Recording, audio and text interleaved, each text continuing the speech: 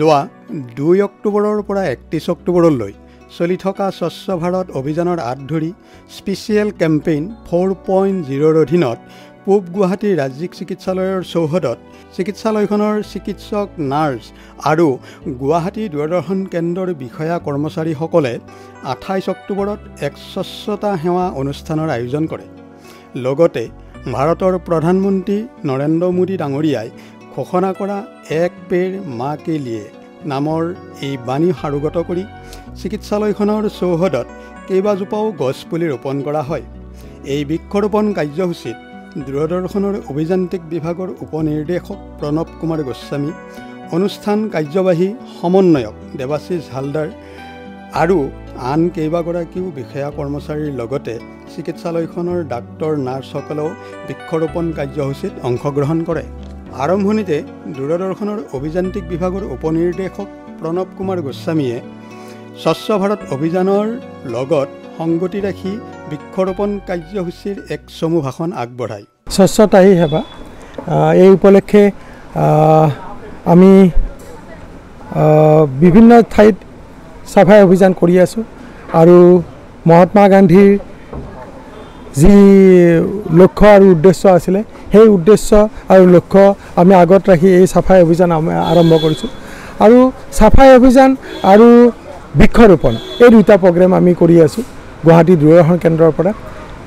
এক পেৰ মা কি নাম পৰ এডাল গছ মাৰ নামত আমি যদি বৃক্ষৰোপণ কৰিব পাৰোঁ, এডাল গছ যদি আমি প্ৰত্যেকে ৰুব পাৰোঁ মাৰ নামত, সেই উদ্দেশ্যে আমি আজি আহিছিলোঁ পূব গুৱাহাটী ৰাজ্যিক চিকিৎসালয়ত। আমি ইয়াতে আজি আমি চাফাই অভিযান কৰিম আৰু লগতে বৃক্ষৰোপণ কৰিম। গতিকে আমি পূব গুৱাহাটী ৰাজ্যিক চিকিৎসালয়ৰ সমূহ কৰ্মচাৰী আৰু ইয়াত জ্যেষ্ঠ ডাক্তৰ আছে, ভূঞা বাইদেউ আছে, ডক্টৰ ভূঞা, তেখেতে আমাক সহযোগ কৰিব আৰু তেখেতৰ লগত আমি বৃক্ষৰোপণো কৰিম আৰু চাফাই অভিযান কৰিম। গতিকে চাওঁ আমি এতিয়া বৃক্ষৰোপণলৈ যাওঁ।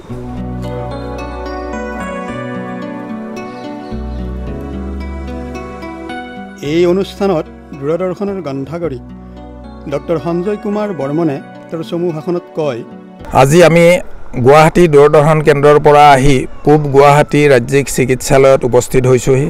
ইয়াত আমাৰ স্বচ্ছতা অভিযানৰ অংশ হিচাপে আমি এই চিকিৎসালয় চৌহদত আমি চাফাই কাম কৰিলোঁ। লগতে সমগ্ৰ দেশতে চলি থকা মা কা নাম এক পেৰ মা কা নাম শীৰ্ষক যি অভিযান, সেই অভিযানৰ অধীনত আমি ইয়াত বৃক্ষৰোপণ কৰিলোঁ আৰু ইয়াৰ চৌহদ, ইয়াৰ পাৰিপাৰ্শ্বিক চাৰিওফালে আমি ইয়াত পৰিষ্কাৰ পৰিচ্ছন্নতাৰ কৰিলোঁ। গতিকে এই কাৰ্যসূচীয়ে আমাক সকলোকে লাভান্বিত কৰিব, সমাজত সজাগতাৰ সৃষ্টি কৰিব। তাকেই ধন্যবাদ।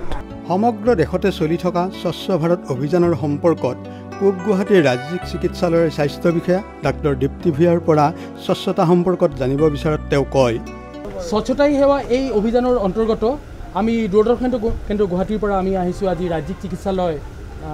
ইয়াত আমি বাইদেউগৰাকীক লগ পাইছোঁ, তেখেত বৰ্তমানে জ্যেষ্ঠ চিকিৎসক হিচাপে কৰ্মৰত। আমি ইয়াত আহি গছপুলি ৰোপণ কৰিছোঁ আপোনালোকৰ ইয়াত, আৰু আমি ইয়াত আপোনালোকৰ চিকিৎসালয়ত স্বচ্ছতাৰ অভিযান চলাম। আপোনালোকে এই বিষয়ে কি ক'ব বিচাৰে বা আপোনালোকে কেনেধৰণে সহযোগিতা আগবঢ়াব? আমি আপোনালোকক পূৰ্ণ সমৰ্থন দিম, কাৰণ স্বচ্ছতা আৰু বৃক্ষৰোপণ দুয়োটা একেলগে ওতঃপ্ৰোতভাৱে জড়িত আছে। গতিকে আপোনালোকৰ লগত আমি আজি পূৰ্ণ সহযোগিতা কৰিম গছপুলি ৰোৱা আৰু কি দিব আৰু আপোনালোকৰ ইয়াত স্বচ্ছতা অভিযানৰ ওপৰত বিভিন্ন ধৰণৰ কাৰ্যসূচী আপোনালোকে হাতত লৈছেনে? লৈছোঁ। আমি চাফাই কৰোঁ। এইটো স্বচ্ছতা অভিযানৰ অংশ হিচাপে আমিবিলাক ছাৰাউণ্ডিংটো হস্পিটেলত চাফাই কৰোঁ।